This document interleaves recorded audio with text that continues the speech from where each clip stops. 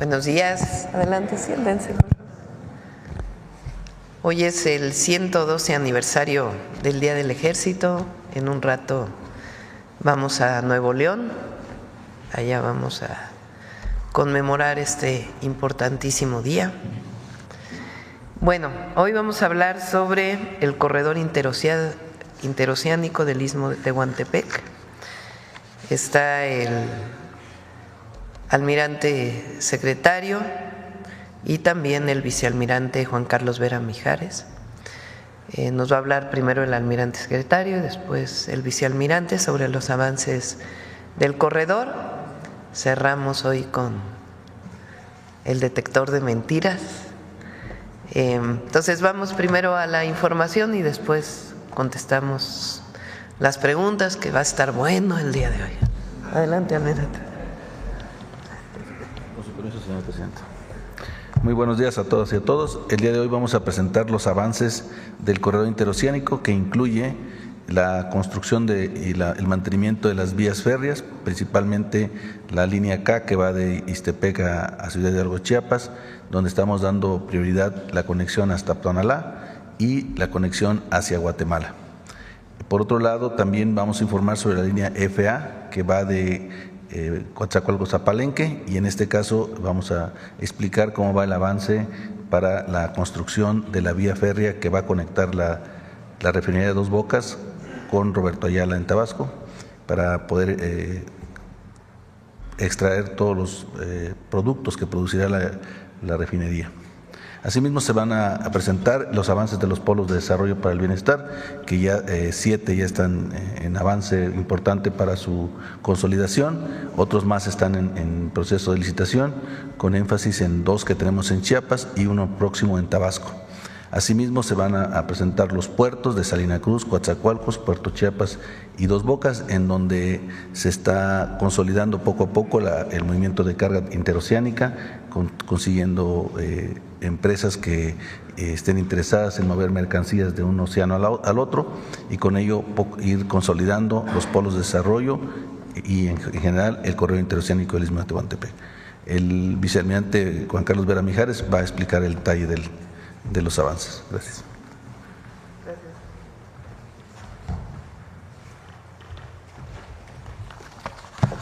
Con su permiso. Muy buenos días. A continuación, me permito presentar al pueblo de México los avances del proyecto del corredor interoceánico del Istmo de Tehuantepec. Soy el vicealmirante Juan Carlos Vera Mijares, director general del proyecto. La siguiente, por favor. El corredor interoceánico del Istmo de Tehuantepec es un proyecto estratégico de seguridad nacional que tiene un objeto social. Su objeto es implementar una plataforma logística multimodal para el bienestar y desarrollo de la región del Istmo de Tehuantepec. Su zona de influencia terrestre está integrada por 4 estados: Veracruz, Oaxaca, Tabasco y Chiapas, 105 municipios y más de 4.600.000 habitantes. La zona marítimo-portuaria está comprendida por 4 puertos: el puerto de Coatzacoalcos, Veracruz; Salina Cruz, Oaxaca; el puerto de Dos Bocas, Tabasco; y Puerto Chiapas. Estos están unidos por 1.200 kilómetros de vía férrea que son operados por el ferrocarril del Istmo de Tehuantepec. Y dentro de la franja del Istmo se despliegan 10 polos de desarrollo para el bienestar. A su vez, en el estado de Tabasco, en la ciudad de Teapa, se está activando otro polo de desarrollo, y en el municipio de Tapachula otros 2 más. Pero lo más importante que tiene este proyecto es su zona de influencia de ultramar, que es la que permite la conexión de todos los puertos del mundo a través de los 2 océanos, el Océano Pacífico y el Océano Atlántico. Todo este sistema logístico está protegido por una brigada de infantería de marina desplegada a lo largo de todo el territorio en 22 unidades operativas, con más de 2.400 elementos. La siguiente, por favor. Con relación a los avances de obra de su rehabilitación, la línea Z es la que corre de la ciudad de Coatzacoalcos al puerto de Salina Cruz. Son 307 kilómetros, de los cuales fueron rehabilitados 210 kilómetros, con 82 puentes ferroviarios y 290 obras de drenaje. También 3 patios, como es Medias Aguas, Matías Romero y Ixtepec, y 7 laderos. Se encuentra 100% operativa desde su inauguración el 22 de diciembre del año 2023 y ha transportado más de 63,000 pasajeros y más de 316,000 toneladas de carga. La siguiente, por favor. La línea FA es la que corre de la ciudad de Coatzacoalcos a Palenque, Chiapas. Son 310 kilómetros que fueron rehabilitados en su totalidad, así como 91 puentes ferroviarios y 667 obras de drenaje. Se encuentra 100% operativa desde el 13 de septiembre del año pasado y ha transportado más de 19,000 pasajeros, más de 29,000 toneladas de carga, y se continúa en su proceso de rehabilitación para la construcción de 2 patios de trasvase en la estación Roberto Ayala en Huimanguillo y en Pacalná en el municipio de Palenque. También se están terminando 9 laderos, pero lo más importante es la vía de penetración que está próxima a iniciar su construcción en la estación de Roberto Ayala a 2 Bocas. La siguiente, por favor. Esta línea es la que corre de Huimanguillo a 2 Bocas y tiene por objeto conectar la refinería Olmeca con todo el sistema multimodal. Se coordina con la Secretaría de Desarrollo Agrario, Territorial y Urbano y con el Gobierno de Tabasco la liberación del derecho de vía. Tenemos un avance de un 39% en este proceso y calculamos en 6 meses contar la liberación total para que a partir de mayo tenemos un tiempo estimado de construcción de 18 meses.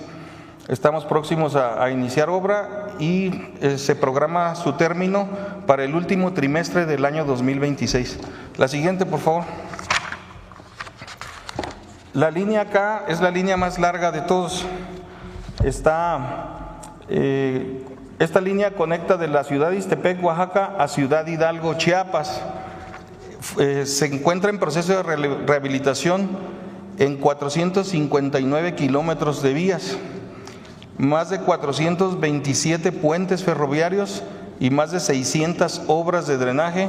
También se rehabilitan 14 estaciones. Es un trabajo bastante desafiante y principalmente hay que tener mucha precaución con las lluvias, la temporada de lluvias, por las zonas de inundación donde se encuentra. Se rehabilita por tramos. El tramo 1 se encuentra de Ciudad Ixtepec a Tonalá, es el más avanzado, tenemos un 87% de avance, y el tramo 2 va de Tonalá a la ciudad de Huixtla y el tramo 3 de Huixtla a la frontera de nuestro país. Tenemos un avance general de más del 65%. La fecha de término de toda la línea está programada para el segundo trimestre del próximo año. Sin embargo, ahorita próximamente para el mes de junio de este año estaremos poniendo en operación el tramo 1 hasta Tonalá para comenzar con el uso de la vía férrea y la comunicación industrial. La siguiente, por favor. El trazo original de la ciudad de Huixtla comprendía el cruce de 14 pasos a nivel. Partía la ciudad en 2 partes. Para evitar las afectaciones de la población, se está construyendo un viaducto elevado. Este viaducto es de 3 kilómetros y tiene un avance de más del 95%. Está programada su inauguración para abril del presente año. Este viaducto, al elevarse, liberó 80,000 metros cuadrados de un espacio público, en el cual se construye un parque lineal con andadores, espacios deportivos y de esparcimiento para las familias. La siguiente, por favor. A lo largo del istmo se cuenta con 10 polos de desarrollo para el bienestar. 4 en el estado de Veracruz, 6 en el estado de Oaxaca, de los cuales 8 han sido concesionados mediante licitación pública internacional. En Teapa, con el gobierno del apoyo a Tabasco, tenemos en proceso de donación un predio de 100 hectáreas, así como para ser habilitado y será licitado próximamente. De igual manera, en el municipio de Tapachula contamos con 2 predios que en el próximo mes de mayo entrarán a licitación pública internacional. La siguiente, por favor. Los polos de desarrollo de bienestar en Coatzacoalcos 1, Coatzacoalcos 2 y Salina Cruz tienen vocaciones industriales de distribución de vehículos y autopartes.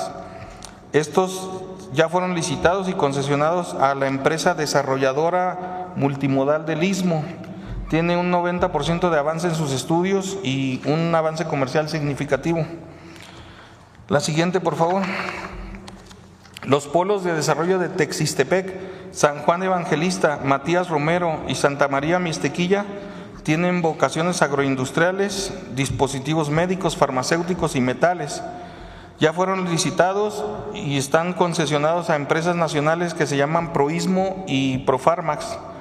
Los concesionarios desarrolladores cuentan con incentivos fiscales para impulsar inversión nacional y extranjera. La siguiente, por favor. El Polo de Desarrollo de Asunción Ixtaltepec en Chivela fue entregado el 31 de enero del presente año a la empresa Marsal. Esta empresa es especializada en reciclaje de aluminio de alta calidad. Así como el Polo de Desarrollo para el Bienestar de Ixtepec tiene una vocación de producción de energía verde. Se encuentra en la etapa de asambleas públicas y consulta indígena para llevar el debido proceso. A la vez, estas industrias anclas permiten el desarrollo y el bienestar de la ciencia y tecnología en la región. Se trabaja con la Asociación Nacional de Universidades e Institutos de Educación Superior para impulsar la educación, la capacitación en la región con infraestructura adecuada que permita a los jóvenes el desarrollo y el bienestar de nuestra nación. La siguiente, por favor. En diciembre del año pasado se determinó la factibilidad del Polo de Desarrollo en Teapa, Tabasco. Ahora estamos en proceso de donación, como les había mencionado. En el municipio de Tapachula tenemos 2 predios con vocaciones agroindustriales y farmacéuticas que cumplen requisitos y serán próximamente licitados. El Polo de Desarrollo de San Blas Atempa cuenta con más de 300 hectáreas y con múltiples facilidades logísticas de vocación agroindustrial y metalúrgica. Se encuentra en proceso de licitación hasta el día 24 del presente mes. Se trabaja de manera conjunta con las autoridades federales y locales para cumplir los debidos procesos y apoyar los programas de trabajo de estos importantes proyectos. La siguiente, por favor. El puerto de Salina Cruz se está modernizando. Cuenta con una terminal de usos múltiples, con un crecimiento progresivo en movimiento de carga general, graneles agroalimentarios y minerales e hidrocarburos. Cuenta con un puerto de altura también para buques de mayor calado del mundo y está destinado para terminales especializadas en contenedores en un mediano y corto plazo. La siguiente, por favor. El puerto de Coatzacoalcos también se está modernizando para incrementar sus capacidades. Su recinto portuario de Coatzacoalcos tiene un muelle de 2 kilómetros, del cual el tramo 5 fue concesionado al Consorcio Terminales del Istmo de Salina Cruz, Coatzacoalcos, para la operación del cruce interoceánico de mercancías contenerizadas. Opera carga general, graneles e hidrocarburos y se prepara para el cruce interoceánico de automóviles y mercancía contenerizada. La siguiente, por favor. Próximamente se llevará a cabo una prueba piloto para un cruce interoceánico de automóviles a través de los servicios que ofrece la plataforma logística multimodal. Participarán buques portacarros, denominados car carrier, de más de 200 metros de eslora. También equipo ferroviario especializado, denominado Supermax, operados por el Ferrocarril del Istmo de Tehuantepec. La siguiente, por favor. Muchas gracias.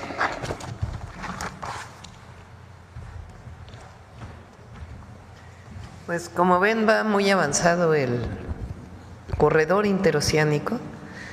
No solamente es el cruce del Pacífico al Atlántico o viceversa, del Golfo al Pacífico, con el tren principal de la línea Z, sino que tiene una línea que va a conectar al Tren Maya para carga, otra línea que va a Dos Bocas, en Paraíso, Tabasco, donde está la refinería Olmeca, y otra línea que va muy avanzada también, que va a Chiapas, a Ciudad Hidalgo. Se conecta, como bien comentó la Marina, con 4 puertos y hay más de 10 polos del bienestar que van avanzando. Entonces va muy bien el tren interoceánico, ya muy pronto estaremos inaugurando partes distintas de este tren que estará listo, pensamos en el primer semestre del 26, ¿no? Completamente listo y operando al 100%, incluida una parte muy importante del puerto de Salina Cruz. Bueno, esta es la información del día de hoy. A ver, vamos por aquí, que desde hace rato hay varios días que… 3 días. La tercera es vencida, ¿no? La tercera es la vencida. Sí, bueno. Buenos días, Presidenta. ¿Cómo estás? Bien, gracias. Me llamo Enrique Brandao Johnson, yo soy de Suecia, periodista, soy corresponsal en América Latina de Dagens Nyheter, que significa Diario de Noticias, que es el periódico más grande de Suecia, Escandinavia. Yo vivo en Brasil y por eso yo hablo portuñol, así. Ajá. Pero espero que me entienda. Hace 4 años asistí la mañanera aquí con López Obrador y preguntéle así, ¿cuál es la relación de él con Trump? Ahora quería saber cómo es su relación con el presidente de Estados Unidos, porque quiero saber así, cómo su encuentra el balance entre defender al pueblo mexicano, pero al mismo tiempo mantener una relación buena con el gobierno de Trump. México y Estados Unidos somos países vecinos y hay una larga historia de relación entre nuestros países, desde la invasión estadounidense que se llevó la mitad de nuestro territorio, hasta muchos otros episodios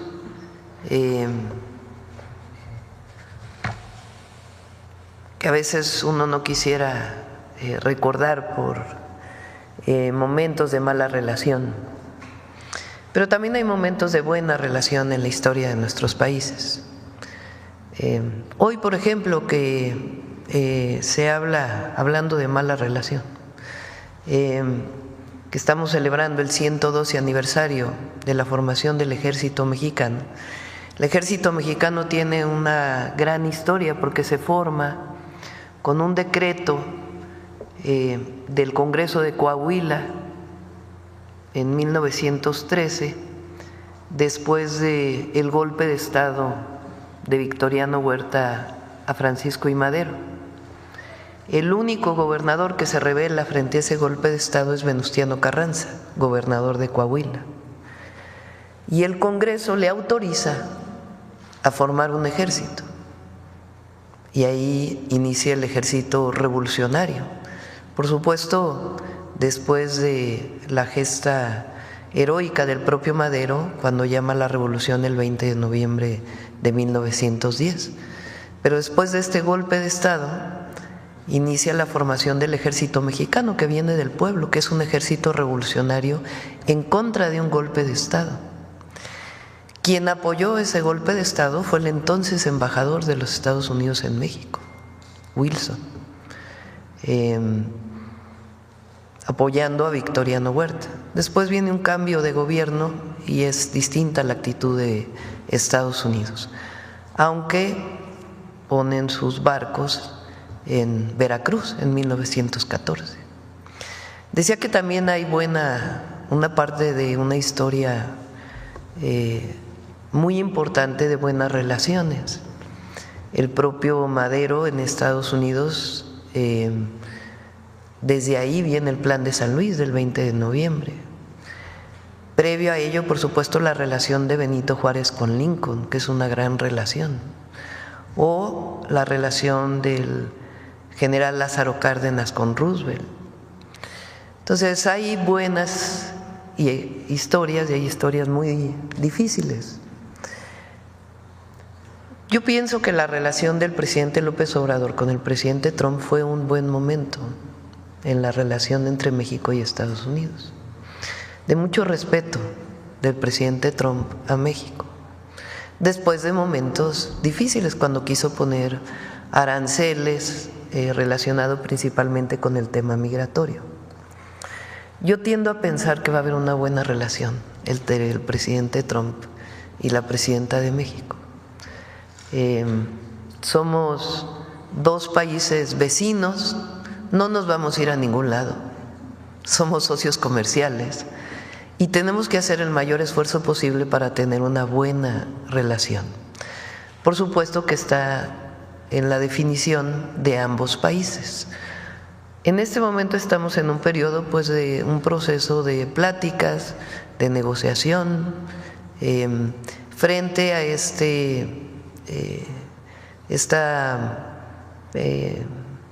decisión unilateral de la posibilidad de poner aranceles a México, a pesar del tratado comercial que tenemos. De nuestra parte, nosotros tenemos que buscar hasta el límite de nuestra soberanía y de nuestros principios la mejor relación posible con los Estados Unidos, porque somos socios comerciales, porque hay una gran integración económica y porque además viven 39 millones de mexicanos en Estados Unidos, sea que hayan nacido de primera generación en México o que ya hayan nacido en Estados Unidos de segunda o tercera generación, pero que muchos de ellos tienen la ciudadanía mexicana y si no, hay una gran relación cultural y amistosa. Aprovecho de una vez que preguntas esto por este tema que salió en los medios ayer y hoy, de estos vuelos de drones, que por cierto, hay que decirlo, viene de una nota del New York Times, que después recupera CNN y otras agencias de noticias internacionales. En primer lugar, no hay nada ilegal. Lo que hay es una colaboración y una cooperación que tiene muchísimos años, no es de ahora. Porque ¿por qué sale en el New York Times? A ver, vamos por partes. La primera, estos vuelos son parte de coordinación, aquí está el almirante secretario, colaboraciones que se hacen desde hace muchos años entre el gobierno de Estados Unidos y el gobierno de México, y muchas veces esa petición, o más bien, todas las veces es bajo petición del gobierno de México, de colaboración, de información para poder atender condiciones de seguridad en marcos de colaboración que están establecidas principalmente entre las Fuerzas Armadas de México y distintas instituciones del gobierno de los Estados Unidos. Entonces no hay nada ilegal y es parte de una colaboración y de una coordinación, en donde se comparte la información, siempre en el marco de los 4 principios esenciales de la colaboración entre Estados Unidos y México, en donde un elemento principal es el respeto a nuestra soberanía. Ahora, la pregunta es, ¿por qué sale la nota en el New York Times? ¿Quién le da esa nota al New York Times? ¿Qué quieren promover con la nota? Y todos los corifeos que se desatan en medios mexicanos o en la oposición, como diciendo, es que la presidenta de México es débil, tuvo que ceder frente a espionaje del gobierno de los Estados Unidos, hay violación a la soberanía, cuando en realidad es un protocolo de coordinación y colaboración que existe desde hace años entre el gobierno de Estados Unidos y México. No nos van a debilitar. Primero porque tenemos principios y para nosotros la soberanía es un principio, no es negociable. Segundo, porque siempre decimos la verdad, nunca escondemos nada. Nosotros tenemos 3 principios: no mentir, no robar y no traicionar al pueblo. Sale hoy un artículo que quiero nombrarlo, normalmente no nombro periodistas, de Riva Palacio, donde dicen que la presidenta está diciendo mentiras. A ver si nos pones esa partecita, porque vale la pena, porque si bien es ridículo, irrisorio, esto quiere decir, fíjense, lo asevera el artículo de Riva Palacio, llanamente que sí hay operaciones de espionaje sobre territorio mexicano. ¿De dónde lo saca? Contrario a lo que aseguraron la presidenta y el secretario de la Defensa. No hay ninguna operación ilícita y es parte de una colaboración y una coordinación que existe desde hace años en nuestro país, y muchos de estos vuelos son a petición del gobierno de México para solicitar tecnologías que México puede no tener y que se hicieron con el conocimiento y autorización del gobierno. O sea, como si nosotros hubiéramos permitido la vulneración de nuestra soberanía y no fuera parte de un protocolo de colaboración, que en público afirman que no permitirán tales acciones. Pero todavía se atreve a decir, una vez más, como sucedió con la autorización para que cuerpos de élite de Marina entren a México a capacitar infantes de Marina mexicanos, si hay permiso, no hay violación a la soberanía, aunque deje expuesto un discurso mentiroso a los mexicanos. Nosotros no mentimos. Y la soberanía no es negociable. Ese es un principio básico. La soberanía y la independencia de México costaron muchas vidas al pueblo de México. Y nosotros tenemos la responsabilidad y la vamos a cumplir, porque es nuestra convicción, y para eso nos eligió el pueblo de México, de defender nuestra soberanía. Entonces, no hay absolutamente nada que ocultar, pero lo que vale la pena preguntarse es por qué sale el artículo en el New York Times, por qué todos estos… Entonces, ¿por qué tú piensas que salió esa nota en el New York Times? Pues porque quieren vulnerarnos, como si nosotros estuviéramos negociando la soberanía nacional. Jamás. Y no nos van a vulnerar porque el pueblo de México y el gobierno es uno solo. Aquí no hay divorcio. Y nosotros no mentimos nunca. Sí, pero hay tantas amenazas de Trump. Así, él quiere deportar miles de mexicanos, tarifas, aranceles, y también una amenaza de colocar soldados americanos en territorio mexicano. ¿Tú no tienes miedo de Trump? No. ¿No? Tengo un pueblo que me respalda. Cuando uno tiene la certeza y la convicción y sabe cuáles son sus principios, ¿por qué uno va a tener miedo? Pero además,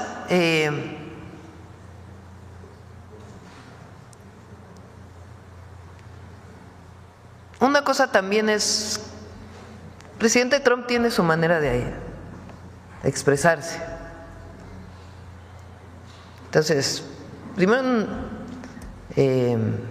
hay en este momento diálogo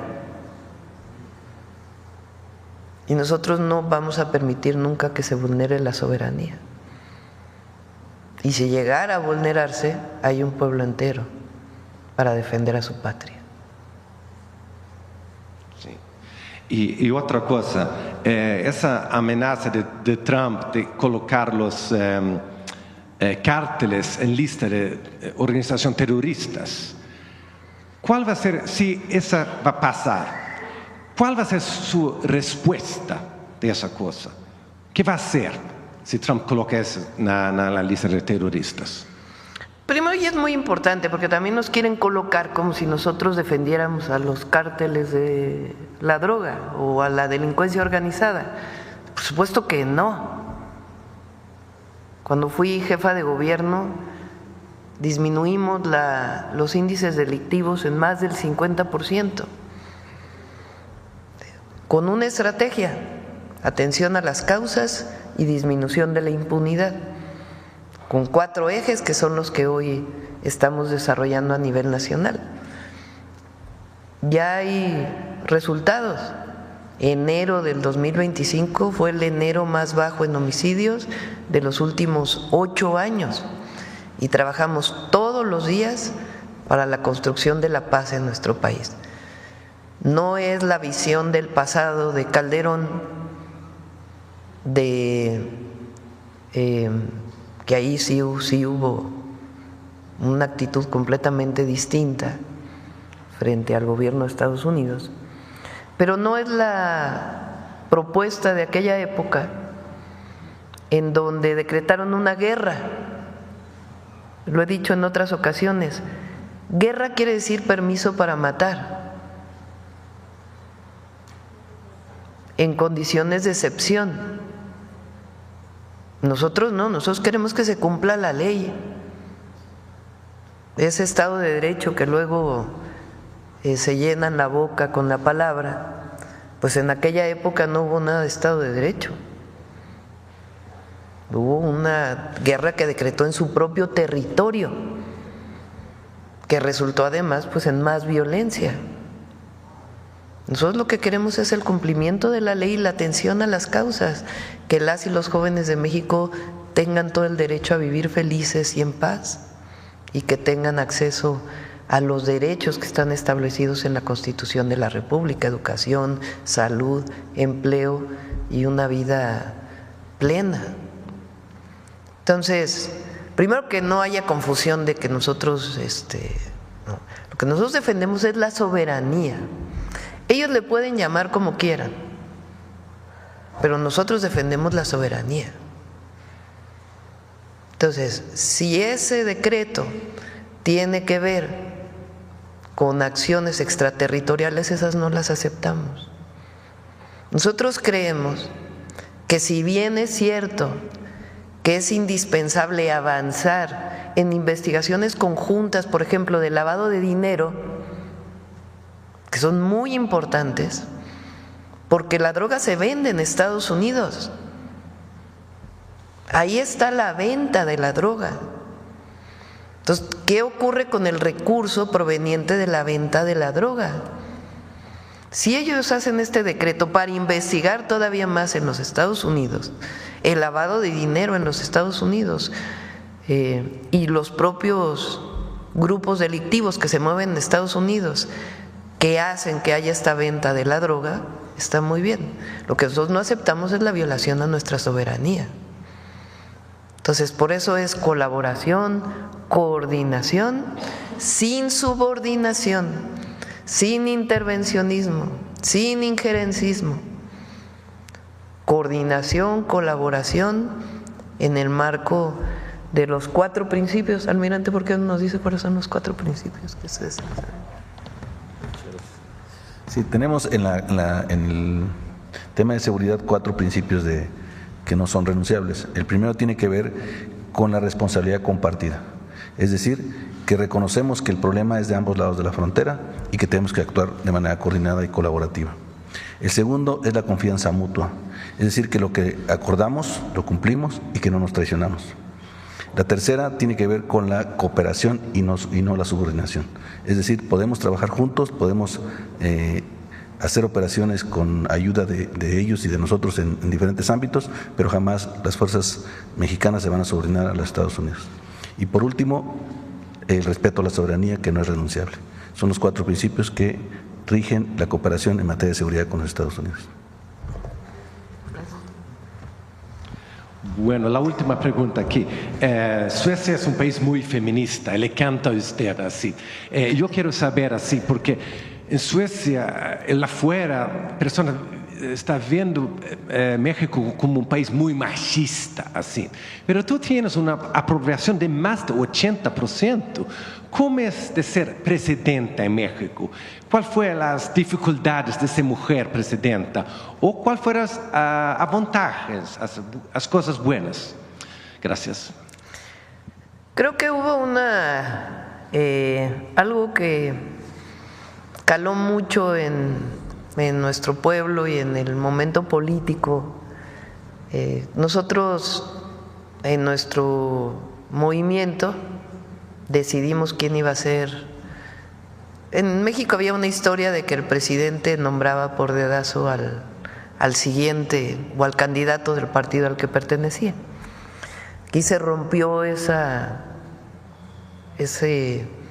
costumbre y el presidente López Obrador dijo que sea por encuesta quien decida, que el pueblo decida quién va a representar en su momento a Morena en la elección. En esa encuesta participamos 6 personas, 5 hombres y una mujer.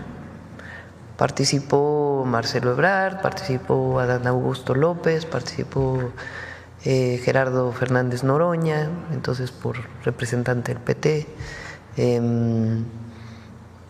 Manuel Velasco por el Verde, ¿quién me falta? Ricardo Monreal, también por Morena, y su servidora, o sea, 5 hombres y una mujer. En ese momento yo salí del gobierno de la Ciudad de México y recorrimos el país los 6, cada uno por nuestra cuenta, y yo utilicé dos ejes centrales en mi recorrido por el país. El primero, debe continuar la transformación de México. El segundo es tiempo de mujeres. Los dos fueron muy poderosos.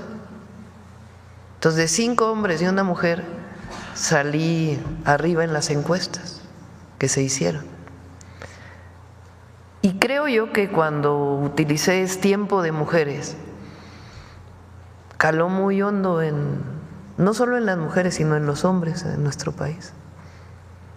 Y eso es algo muy poderoso que se muestra hasta el día de hoy. Cuando salgo a territorio, pues nosotros hacemos giras los fines de semana, el entusiasmo, la alegría de las niñas, de las jóvenes, de las adultas, por tener por primera vez una mujer presidenta es enorme. Y además yo dije, no llegó sola, no es que una mujer… A mí no me gusta esta idea de que una mujer rompió el techo de cristal, porque parece que es el esfuerzo personal de una mujer por salir adelante, que siempre el esfuerzo personal cuenta, ¿no? Nadie lo minimiza, pero en realidad es la lucha de las mujeres mexicanas que permitieron que en mi persona se viera la primera mujer presidenta. Y por eso dije cuando llegué, es presidenta con A. Y eso fue poderosísimo. Y también dije, no llegó sola, llegamos todas las mujeres mexicanas a gobernar. Y eso también es muy poderoso. Así que hay revolución de las conciencias en muchos sentidos. Hay revolución de las conciencias porque hay un pueblo que reconoce hoy su fuerza y su historia y que no va a permitir que haya regresiones. Y al mismo tiempo hay una revolución de las conciencias porque se está rompiendo un machismo histórico en nuestro país. Eso es lo que está viviendo México, por eso es tan fuerte. Muchas gracias. Sí. Buenos días, Presidenta. Gracias. Nancy Flores, de la revista Contralínea. Buenos días a todas y a todos. Presidenta, continuando con este tema de Estados Unidos, preguntarle justamente sobre estas dinámicas que se están desarrollando. Usted acaba de reiterar que el presidente Donald Trump tiene una manera de comunicar. Ayer hizo uso de esta manera de comunicar y se refirió nuevamente al narcotráfico y a la migración en nuestro país hacia Estados Unidos.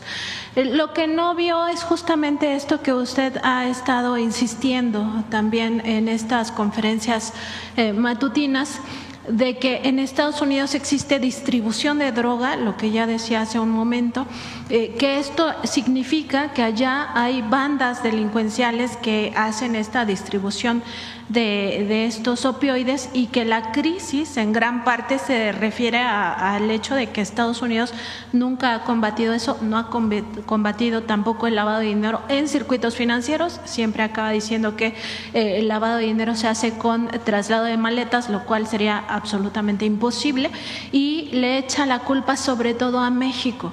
Aquí llama la atención que se insista en este tema de que los cárteles mexicanos son terroristas, que México es el inicio de la cadena de suministro, y llama la atención porque en un análisis que hicimos en la revista Contralínea, justamente se observa que la cadena de suministro de fentanilo y sus precursores empieza en China. Sin embargo, Estados Unidos no amenaza la soberanía de China, no se refiere a China como el inicio de esta cadena de suministros, quizá porque China sí es una potencia militar importante y entonces se empieza a ensañar con países como México, que no tenemos esta potencia bélica ni tampoco queremos, porque no tenemos una visión hegemónica ni expansionista, sino de respeto al resto de los pueblos. Preguntarle sobre esto que se ha estado manejando también últimamente, que se necesitaría un acuerdo trilateral en materia de seguridad, ¿en qué términos debería de venir? Sobre todo pensando siempre en esta defensa de la soberanía que ya ha dicho que se va a llevar hasta las últimas consecuencias. Hay muchas maneras de colaborar y coordinarnos con el gobierno de Estados Unidos y hay una historia de colaboración y coordinación sin violación a la soberanía en el marco de respeto y de los 4 principios que mencionó el almirante secretario. Entonces hay muchos esquemas de coordinación y colaboración, compartir información, asegurar fronteras para evitar el tráfico de armas y el tráfico de drogas de México hacia Estados Unidos, esquemas de trabajo de información, mayores controles en el lavado de dinero, o en el posible, en el probable lavado de dinero, muchas formas de coordinación y colaboración que han existido sin violación a la soberanía. Y en ese marco es que estamos dialogando con ellos. México tiene acciones que no tiene Estados Unidos. Almirante, ¿por qué no nos platica, por ejemplo, el trabajo que hicieron con COFEPRIS de trazabilidad de el fentanilo? Sí, en el tema de precursores químicos para elaboración de drogas sintéticas, tenemos una colaboración con la Secretaría de Salud a través de COFEPRIS para darle trazabilidad a las sustancias. Recordemos que muchas de las sustancias son de uso dual, se usan para la industria química, principalmente pinturas, farmacéutica, y en ese caso pueden ser desviadas esas sustancias para producción de drogas sintéticas. Entonces desarrollamos una plataforma de sustancias que permite darle trazabilidad a las sustancias que llegan por los diferentes puertos y aduanas. Y entonces las vamos siguiendo para saber si una industria, por ejemplo, compra una tonelada de precursores, pero en realidad consume solamente 500 kilos, La pregunta es qué hacen con el resto del precursor.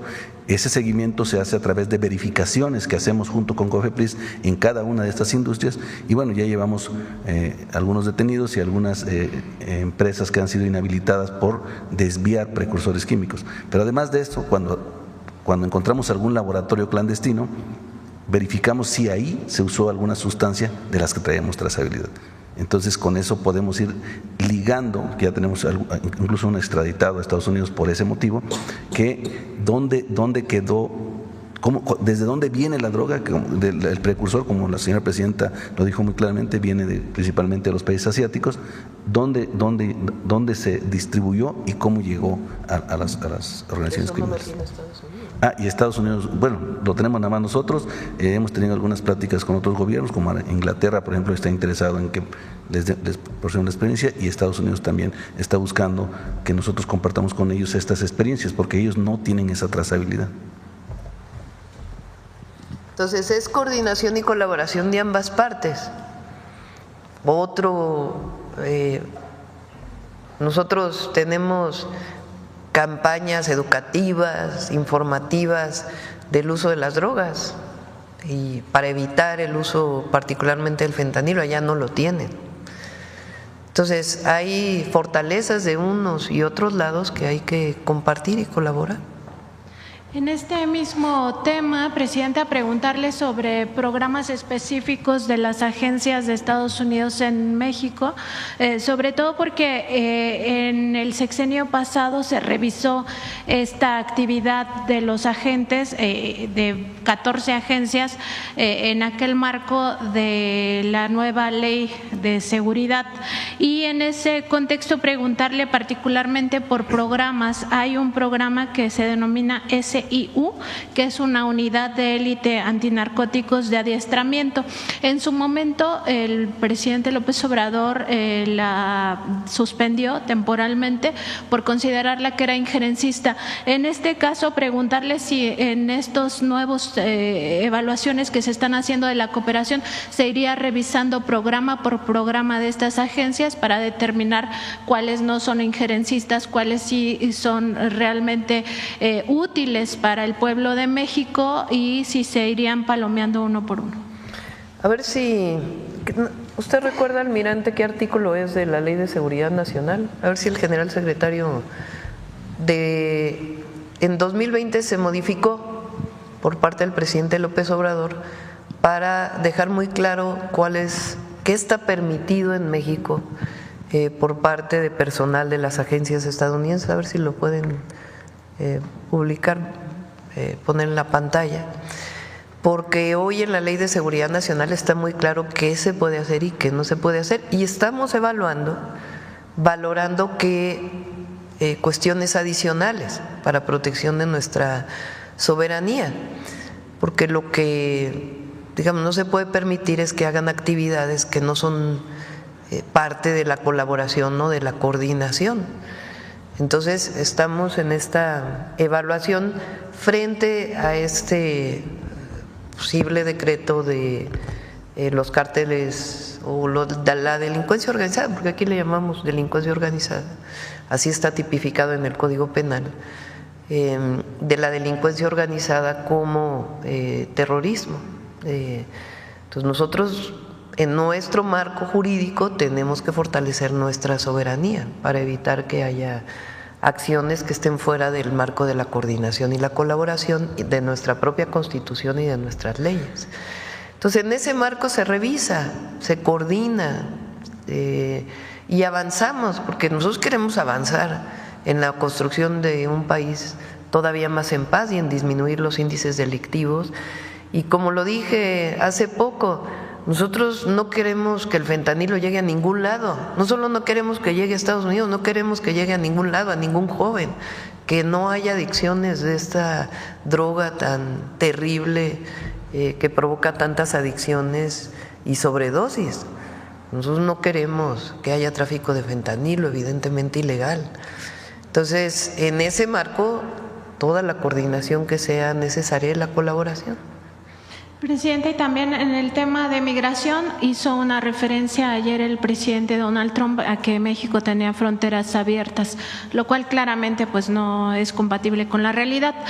Más allá de esto, preguntarle si su administración tiene registros de cuántos mexicanos migran a Estados Unidos y hubo una disminución, porque la hipótesis es que justamente con los programas del bienestar que se implementaron desde el sexenio pasado y también con el tema de la recuperación gradual del salario mínimo, que ya estamos en términos distintos a lo que estábamos antes, y la generación de empleo digno, pues estos índices de migración de mexicanos hacia Estados Unidos indocumentados pues sería mucho menor que en los momentos más críticos del neoliberalismo. Preguntarle si algún servidor público de su gabinete pudiera venirnos a explicar este punto y si se cuentan con esos registros. Sí, cómo no. Tanto la secretaria de Gobernación como el secretario de Relaciones Exteriores. Belmont, a ver si tienen por ahí la gráfica que presentaron hoy en el gabinete de los encuentros de CBP, para que vean la disminución tan importante que ha habido. Ahí les dejo de tarea las dos cosas, la Ley de Seguridad Nacional y la gráfica, por favor. Por último, Presidenta, en días recientes el expresidente Felipe Calderón pues dio una entrevista a un programa no periodístico, un programa de los espectáculos, justamente para hablar de que él nunca robó, ¿no? Y también que seguramente anda muy activo Calderón, sí. Ya como que debería dedicarse a ser expresidente. Ajá. Y en esa misma entrevista, pues también dijo que seguramente algunos de sus colaboradores lo habían traicionado. Por supuesto que no se refirió al tema de Genaro García Luna y los nexos con el cártel de Sinaloa, en un momento en el cual García Luna fue el brazo derecho de este expresidente para la guerra contra el narcotráfico, ni tampoco se refirió a lo que ya conocemos, muchas estafas. La Suavicrema, como se le conoce a la Estela de Luz, es uno de los ejemplos de esto. En contralínea, pues no solo documentamos el robo de la presidencia de la República, porque eso también se cuenta como un robo y lo hizo en 2006, sino también otros elementos a partir de informaciones generadas por la Unidad de Inteligencia Financiera. Por ejemplo, que su fortuna, la fortuna de Felipe Calderón, aumentó 87 millones los 5 años posteriores a su salida de la presidencia y que mucho de ese recurso lo obtuvo a través de asociaciones civiles. Entre ellas, bueno, algunos datos que nos parecen muy interesantes son que contratistas de petróleos mexicanos donaron millones de pesos a esas asociaciones civiles creadas por él y por su esposa. Y esto ocurrió una vez que él dejó el cargo, cuando sabemos que también otro antecedente no solo es que fue expresidente de la República, sino también exsecretario de Energía. Además, está relacionado con esa sociedad llamada ICUE Iberoamérica, radicada en el paraíso fiscal de Panamá, que se relaciona con el traslado de recursos del Infonavit, del que ya habíamos hecho la denuncia, que se había dado millones del Infonavit también a una cuenta de Felipe Calderón por esta intermediación de Iberoamérica, y que movió 17 millones de pesos a través de tarjetas de crédito en un periodo de 2 años. Entonces, preguntarle, Presidenta, por este cinismo del expresidente Felipe Calderón. Muchas gracias. Llama la atención, ¿no? ¿Por qué tan activo? Incluso en la entrevista habla de cómo fue que él fue viendo cómo venían los resultados del INE en el 2006, cuando en el 2006, en la campaña del 2006, cuando el presidente López Obrador fue jefe de gobierno, fui secretaria de Medio Ambiente y además me tocó coordinar la construcción de los segundos pisos y del Metrobús, la primera línea del Metrobús. Cuando después del desafuero y aquella lucha tan importante que dio el pueblo de México en la defensa del entonces jefe de gobierno, cuando sale él ya a la campaña, pues habíamos muchos que dijimos, nos queremos ir con ustedes, señor. Y a mí me dijo, no, quédate a terminar el segundo piso, que hay que terminar. Cuando terminamos el segundo piso, entonces me buscó, me llamó para que fuera su vocera.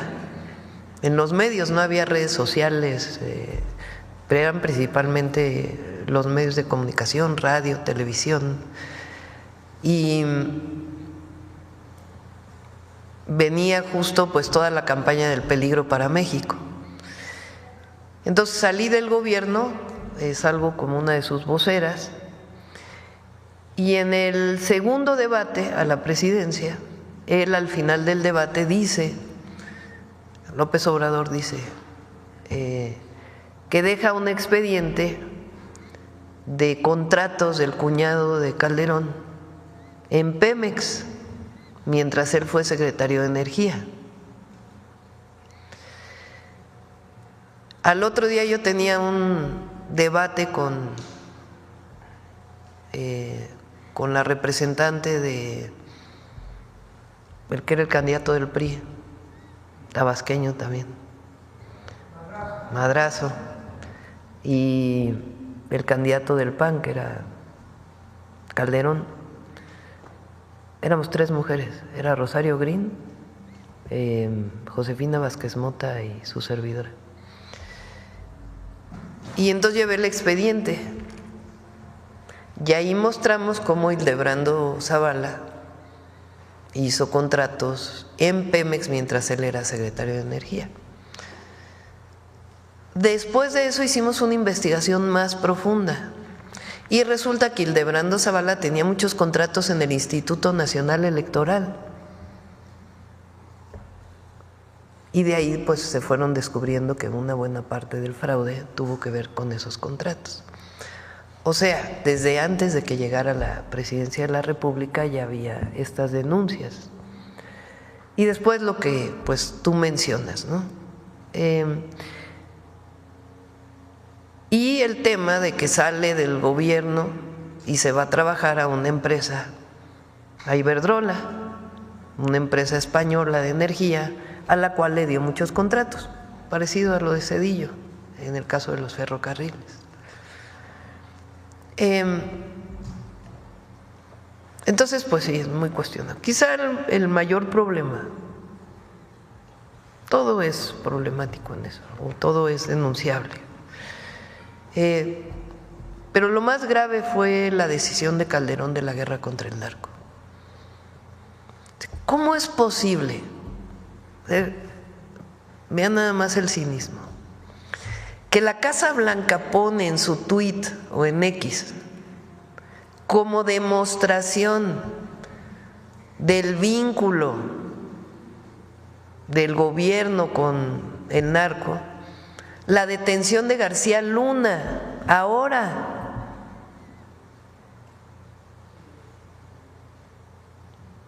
Y el entonces presidente, espurio, porque llegó con un fraude electoral, el entonces presidente no menciona nada de eso,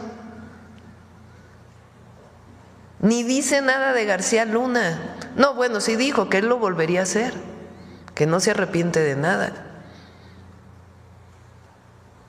Entonces, pues, ya, para la valoración del pueblo de México, de la historia y los momentos no muy buenos de la historia de México. Bueno, ya le corresponde acá. Buenos días, presidenta. José Manuel Fuentes de Capital 21, corazón de la capital.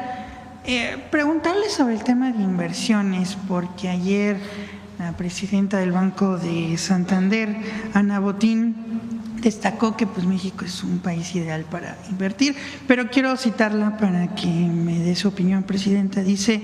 muy buena declaración, le agradecemos ahí a la presidenta del Banco Santander. Dice, México es el país probablemente de todos los que estamos donde vemos mayor potencial de crecimiento. Continúa, el peso ha sido de las monedas más fuertes en los últimos años y a pesar de todo lo que está ocurriendo, sigue siendo una moneda que está aguantando mucho mejor que otras, por ejemplo, el euro. Esas son las declaraciones.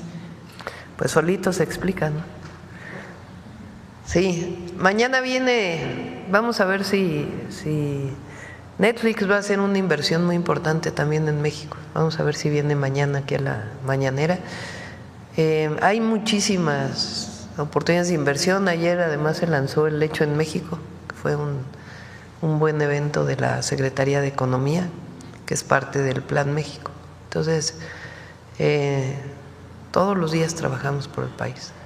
Gracias, Presidenta. También en otro tema que tiene que ver con vivienda, en la cuestión de la capital, la jefa de gobierno, Clara Brugada, pues continúa con la política de vivienda que usted dejó como jefa de gobierno. La jefa de gobierno dijo que en este año pues se tiene planeado la construcción de 5,000 viviendas. También se va a invertir en este rubro 9,000 millones de pesos.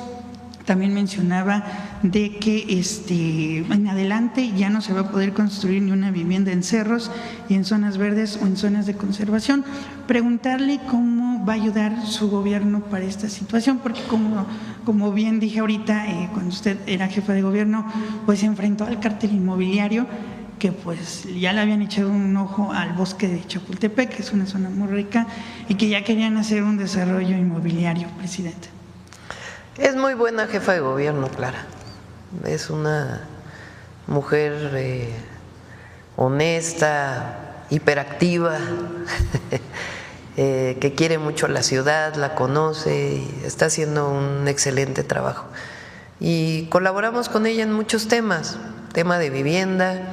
Vamos a terminar la línea 12 hacia el poniente, que es un pendiente que se quedó ahí desde hace muchos años. Se va a terminar el Insurgente hasta Observatorio. Hay algunos pendientes en la 4ª sección del bosque de Chapultepec. Vamos a hacer este año juntas el cablebús de Tlalpan, que esa fue un pendiente mío desde que fui delegada de Tlalpan. Lo vamos a cumplir ahora, y ella también trae otros proyectos de cablebuses, de utopías. Muy buena jefa de gobierno. Por último, Presidenta, aprovechando que está el secretario de Marina, el almirante, preguntarle sobre un cuestionamiento que yo hice hace unas semanas sobre la isla Bermeja. De esta isla, ¿qué pasó con ella? Algunos dicen que es fantasma, que no existió, algunos dicen que sí. Entonces, preguntarle sobre este tema. Ahorita que Donald Trump está hablando mucho del Golfo de México, es un tema también que sale a colisión. Almirante. Bueno, se hicieron amplios estudios sobre la isla Bermeja. Sí, hay una cartografía muy antigua que mencionaba que había una isla ahí, pero parece ser que fue Cuando las primeras cartografías se empezaron a desarrollar, pues no habían los instrumentos ni los medios de posicionamiento que tenemos ahora. Cuando salió este boom de la isla Bermeja por el tema de las zonas petroleras del Alto Golfo de México, se hizo una investigación muy completa, no nada más por la Secretaría de Marina, participó principalmente la Universidad Nacional Autónoma de México con el buque el Justo Sierra y el Puma, los buques oceanográficos de la Marina, y se hicieron estudios incluso por medio de satélite, por todo, para encontrar esa famosa isla Bermeja, pero nunca se encontró y no hay indicios que haya existido. Muchas gracias, Presidenta. Almirante. A ver, vamos a poner el artículo 71 de la...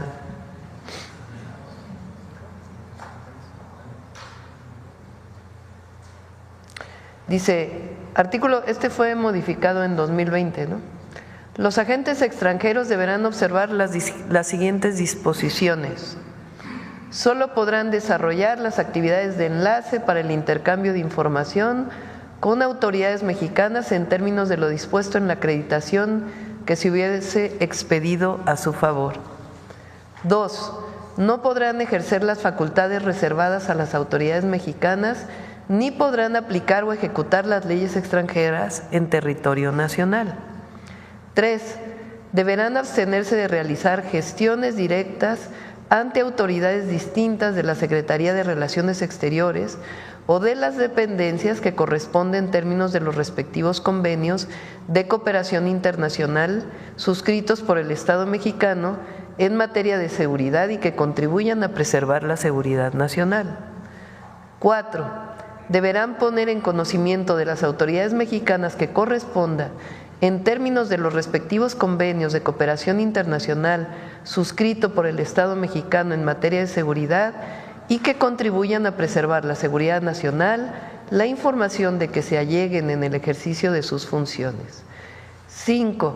Deberán presentar ante las Secretarías de Relaciones Exteriores y de Seguridad y Protección Ciudadana un informe de carácter mensual en las materias relativas a los convenios de cooperación bilateral suscritos por el Estado mexicano en materia de seguridad y que contribuyan a preservar la seguridad nacional. En dicho informe se deberán incluir las actividades y gestiones que desarrollen ante las diversas autoridades federales, de las entidades federativas y de los municipios. En todo caso, deberán mantener la confidencialidad de la información que obtengan derivado de la aplicación de los convenios de cooperación bilateral de conformidad con los términos establecidos en los mismos. 6. Tendrán prohibido realizar o inducir a terceras personas a realizar detenciones, a realizar acciones tendientes a la privación de la libertad, a allanar la propiedad privada, cualquier otra conducta que resulte violatoria de la Constitución Política de los Estados Unidos Mexicanos y las leyes nacionales aplicables. 7. Deberán abstenerse de realizar actividades que pongan en peligro su integridad física. En consecuencia, deberán sujetarse a los criterios que determine la Secretaría de Seguridad y Protección Ciudadana. Y 8. Solo podrán portar las armas de fuego que en su caso les autorice la Secretaría de la Defensa Nacional. Esto fue modificado el 18 de diciembre del 2020. Bueno, y también migración, para que… No es la anterior, es la… porque ahí no se ve, esa. Fíjense, los encuentros hasta antes de que llegara el presidente Trump, encuentros se refiere a encuentros de personas con CBP, que es una institución de Estados Unidos, ya en los Estados Unidos, de personas que cruzan la frontera. La disminución, si recuerdan, de diciembre, que era del 2023, que llegó a ser de casi 12,000, a enero del 2025, que llegó a ser de 3,000. Después viene una disminución muy importante, que es la entrada del presidente Trump. ¿A qué corresponde esa disminución?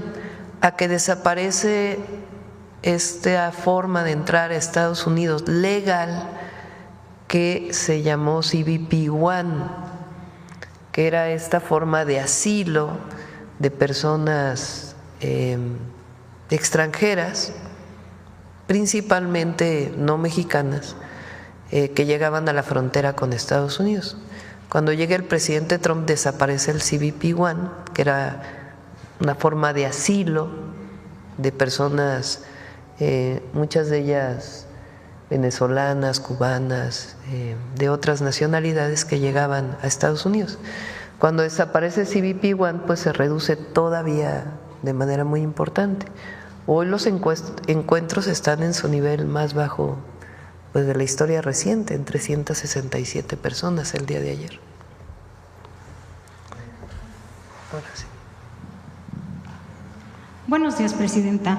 Norma Ramírez, de Milet, México. Presidenta, nos llegó una solicitud del señor Jesús Rodríguez, persona de la tercera edad, que se encuentra desesperado y solicita su intervención para que le regresen su dinero que fue embargado, producto de su liquidación del Infonavit, IMSS y sus ahorros, que hacen un total de 400,000 pesos. Ya tiene 7 años tratando que le regresen su dinero, pero ha recibido puras negativas. Por eso solicita de su intervención, Presidenta, para que le regresen su dinero ya que están violando sus derechos. No sé qué posibilidades haya de que pues usted pueda intervenir para ayudar. Si nos das la gestión con Adriana, lo atendemos. Gracias, Presidenta. En otro tema, las asociaciones de jinetes, entrenadores, propietarios y criadores de caballos de carreras del Hipódromo de las Américas, todos unidos, solicitaron unirse con las autoridades de la Secretaría de Gobernación sin que a la fecha lo hayan logrado.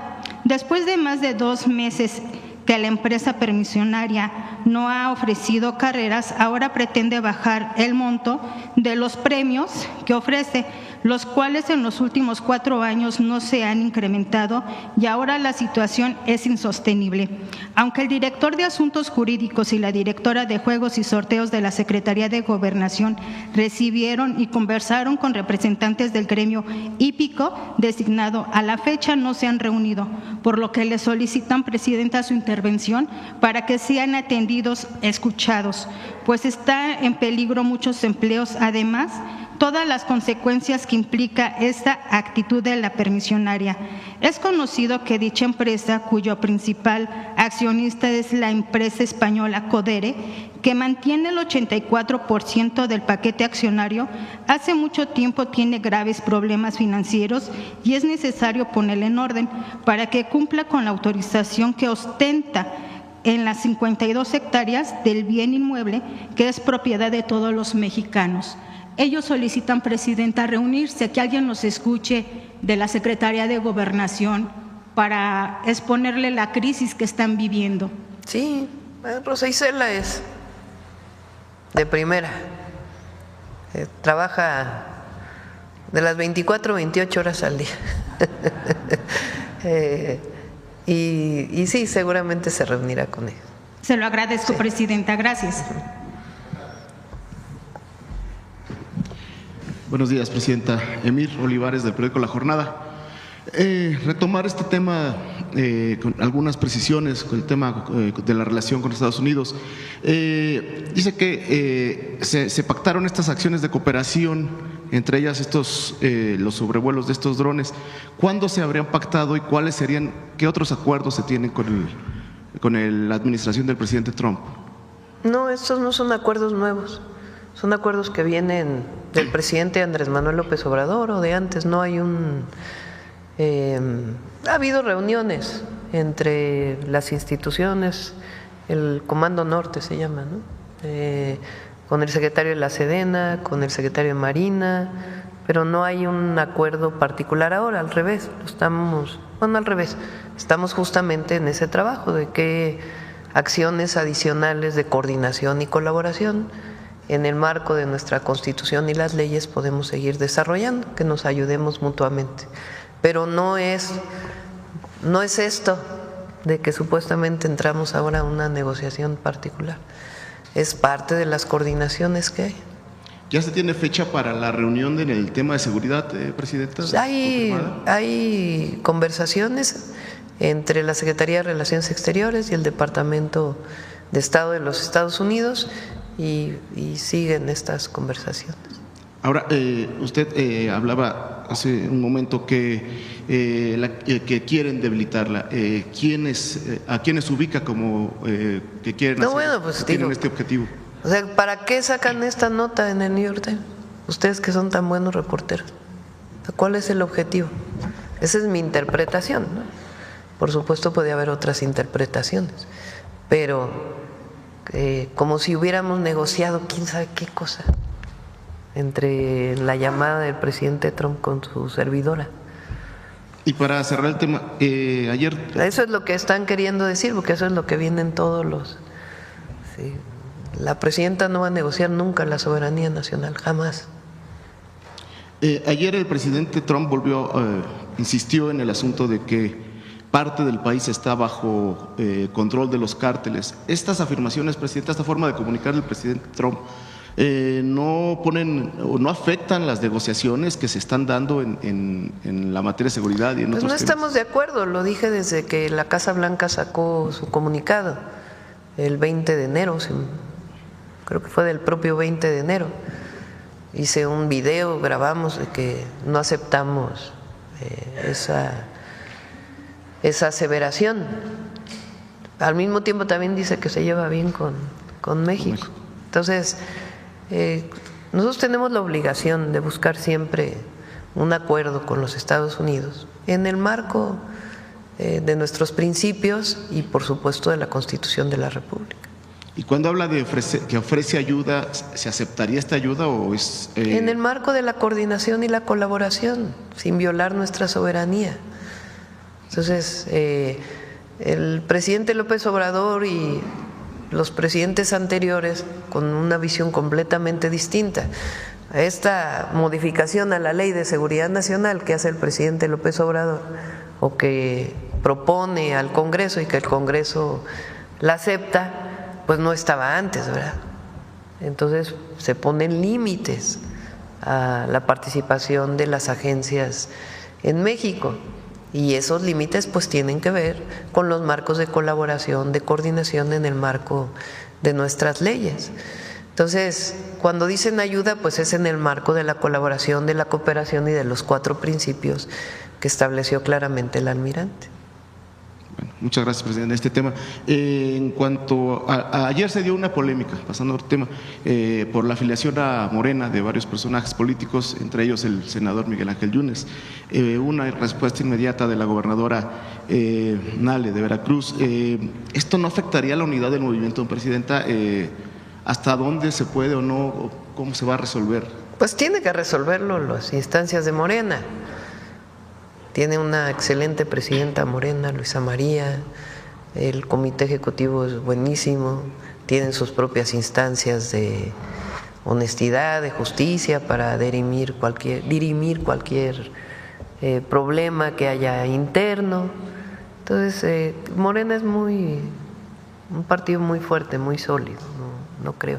Y bueno, pues tiene que resolverse este tema, ¿verdad? Porque pues sí hay distintas opiniones.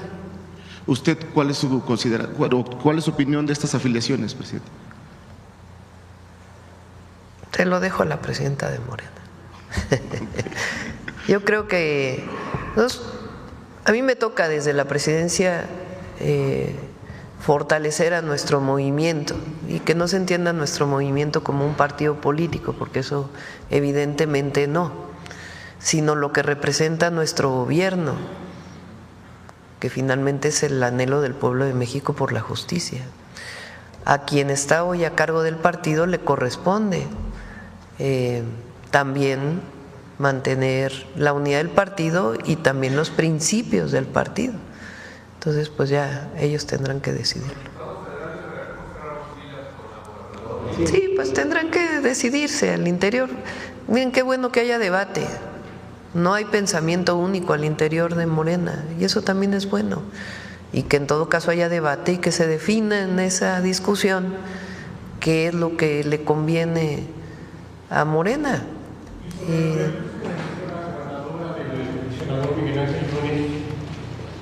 ¿Sobre qué, perdón? Los delitos. No escuché bien, discúlpame. Sobre los delitos que bueno, pues que se investigue, pues sí. En torno a el señor Miguel Ángel Yunes. Pues sí, ya que lo diga Rocío, pues la gobernadora. Yo estoy hablando del tema interno de un partido político de Morena, del cual provenimos, y de lo que nos corresponde. Entonces, yo creo que se abra el debate, está bien, eso es algo bueno, siempre, y que se fortalezca siempre los principios y resguardar el movimiento. La política, decía el presidente, es principios y eficacia, ¿no? Lo dice en su libro también y fue parte de su conducta, y lo digo el presidente López Obrador, pues porque fue quien formó Morena, quien condujo durante años este movimiento. ¿Los diputados locales recuerdan todos los ataques que hizo Yunes a funcionarios en la campaña? Es lo que también ellos... Tienen que definirlo al interior de Morena, que haya debate interno y que resuelvan. No, yo el día por supuesto que pues es el partido del cual provengo. Repito, tengo una responsabilidad de conservar el movimiento en términos de un proyecto de nación, pero ya no me corresponde ser militante de Morena. De hecho, la última vez que estuve en el Consejo Nacional de Morena, pues puse licencia a mi militancia, porque así debe ser. Presidenta, y en otro tema, recientemente también en la jornada publicamos una serie de reportajes en torno a la situación en Oaxaca. Se habla de que el gobernador ha tomado o aplicado algunas medidas impopulares, la misma ciudadanía se ha manifestado, hay incremento o reportan incremento de la delincuencia, desapariciones forzadas, feminicidios, casos de corrupción, falta de medicamentos. ¿Se ha tomado nota al respecto, Presidenta? ¿Hay alguna investigación al respecto? También se habla de esperar a la revocación de mandato y que el pueblo se exprese. Hay un movimiento ya esperando en ese sentido. ¿Qué opinión le merece y si ha tomado alguna nota al respecto de lo sucedido en Oaxaca? Pues, a ver, como gobierno de México le corresponde particularmente a la Secretaría de Gobernación cuando hay conflictos sociales, sea con el gobernador o no, apoyar para ayudar a resolverlos. Ya el propio tema del gobernador, pues que le corresponde, si hay alguna denuncia, pues que se presente, evidentemente. Y pues le corresponde al pueblo de Oaxaca. Esta idea de que del viejo prismo, de que la presidenta decide quién se queda y quién se va en los gobiernos estatales es muy equivocada. Sí, o que juzgue a los gobernadores o no, pues tengo mi opinión, evidentemente, pero nos corresponde gobernar para Oaxaca igual que gobierna el gobernador. Y si hay algún problema, si hay alguna denuncia, que se presente. Y si el problema es de gobernabilidad, de gobierno y demás, pues ahí está la Secretaría de Gobernación para ayudar a resolver los conflictos al gobernador. Si hay elementos, se indagaría, se iría a fondo, Presidenta. Pues quien tenga los elementos que presente la denuncia. Por eso digo, no nos corresponde a nosotros estar juzgando a los gobernadores. Trabajamos las 32 entidades de la República y la presidenta y su gabinete para fortalecer la gobernabilidad, la paz y el desarrollo con bienestar de nuestro país. Esa es nuestra obligación. Si hay algún problema con un gobernador o gobernadora, pues tiene que definirlo el propio pueblo, en este caso de Oaxaca, y si hay un problema relacionado con algún conflicto social o de otro tipo, pues interviene siempre para apoyar la Secretaría de Gobernación. Muchas gracias. Bueno, va la última pregunta porque hoy tenemos que irnos temprano allá a Nuevo León. Vamos por acá, a ver. Buenos días, Presidenta. Jordana González, de Ruido en la Red.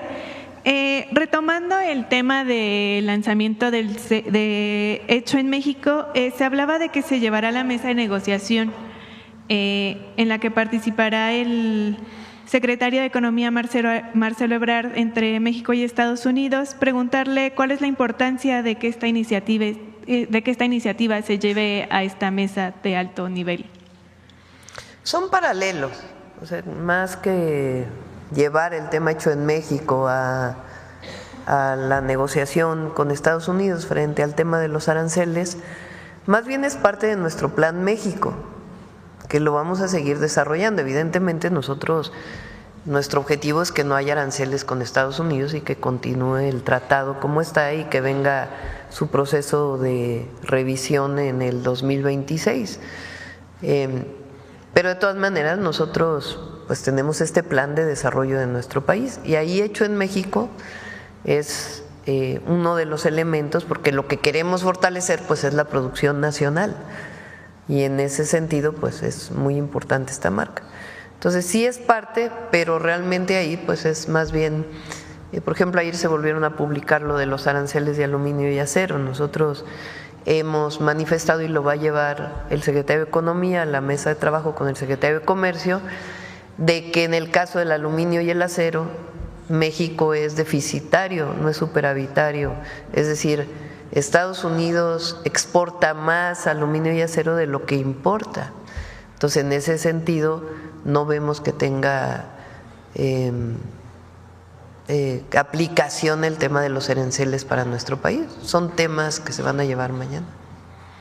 Muy bien, muchas gracias. Y bueno, en un segundo tema, mañana 20 de febrero se cumplen 6 años de la muerte del defensor de la vida y el territorio Samir Flores Soberanes, y el Frente de Pueblos de Morelos, Tierra y Tlaxcala ha dicho que no ha habido avances en la investigación, y pues el Frente confía en la entrada de su gobierno para dar con los responsables materiales e intelectuales de la muerte de Samir, y preguntarle si tiene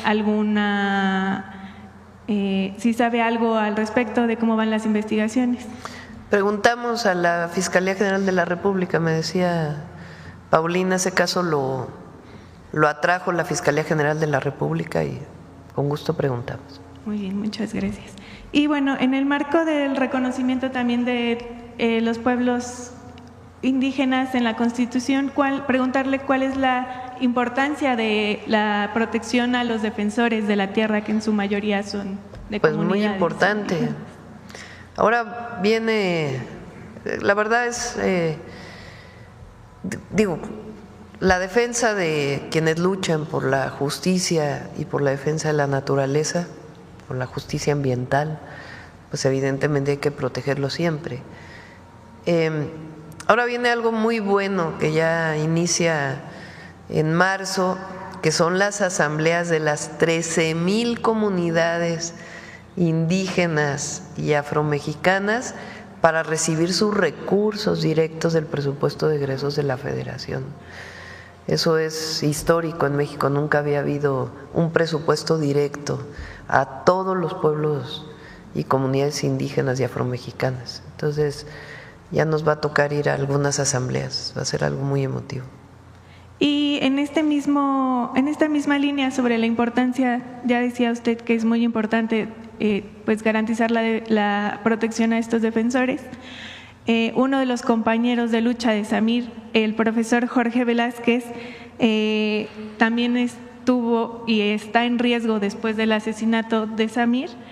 Le quitaron en diciembre las medidas de protección del mecanismo, a pesar de que demostró y reportó presuntas amenazas en su contra. Lo revisamos, por supuesto. Le pido a Rosa Isela. Muchas gracias. Bueno, vamos con el detector.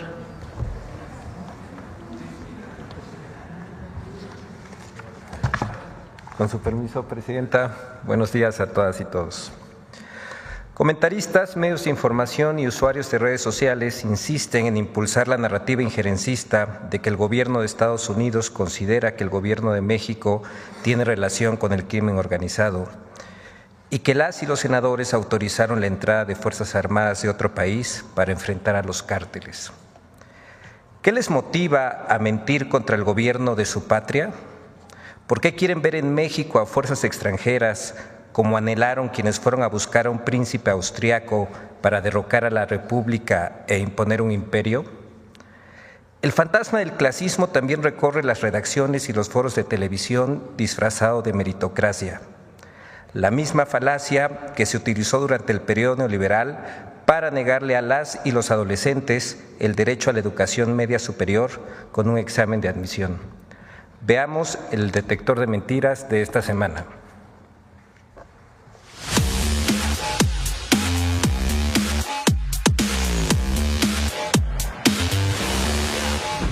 Empresas automotrices que se van del país o supuestas tómbolas que sustituyen el examen único de acceso a educación media superior en la zona metropolitana de la Ciudad de México fueron algunas de las noticias falsas que el detector de mentiras localizó esta semana. 1. El Senado de la República aprobó la entrada de las Fuerzas Especiales de Estados Unidos para enfrentar a los cárteles. ¡Mentira! El Senado de la República no autorizó la entrada de las Fuerzas Especiales de Estados Unidos para enfrentar a los cárteles. El 11 de febrero, el Senado de la República aprobó el ingreso de 10 elementos militares estadounidenses para participar en la actividad de adiestramiento denominado Fortalecer la capacidad de las Fuerzas de Operaciones Especiales de la SEMAR, que se llevará a cabo en Campeche del 17 de febrero al 28 de marzo de 2025. 2. Donald Trump declaró que México está gobernado por los cárteles. ¡Mentira! La declaración del 18 de febrero del presidente Donald Trump fue: Con México tengo una muy buena relación, pero creo que México está dirigido en gran medida por los cárteles. 3.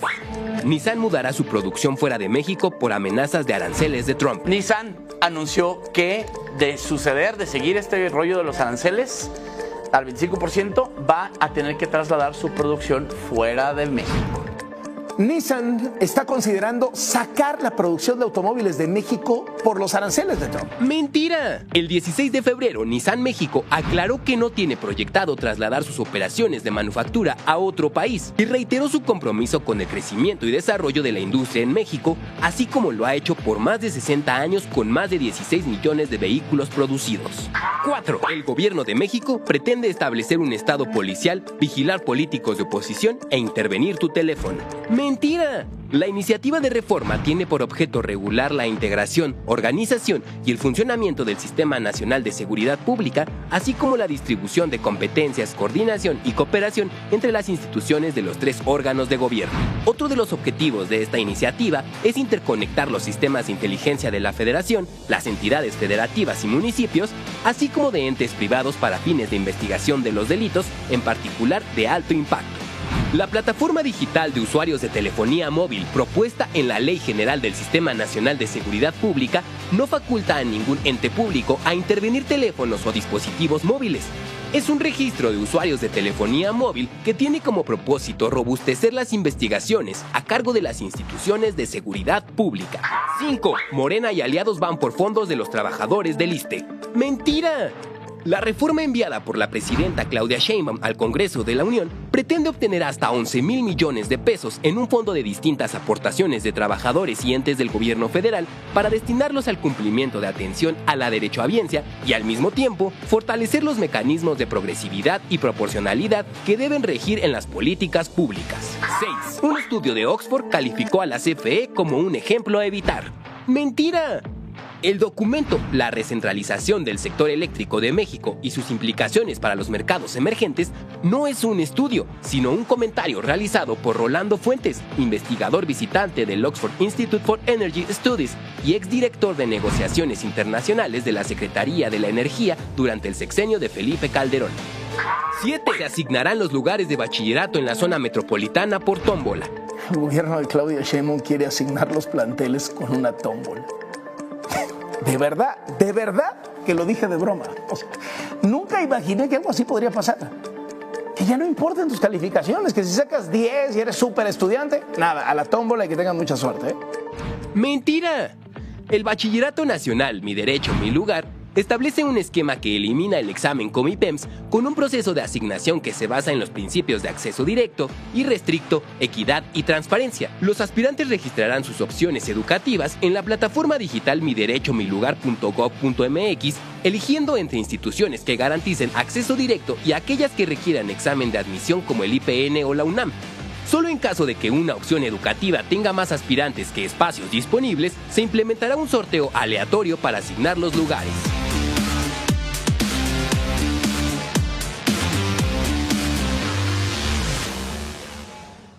Gracias, Presidenta. Adiós. Gracias.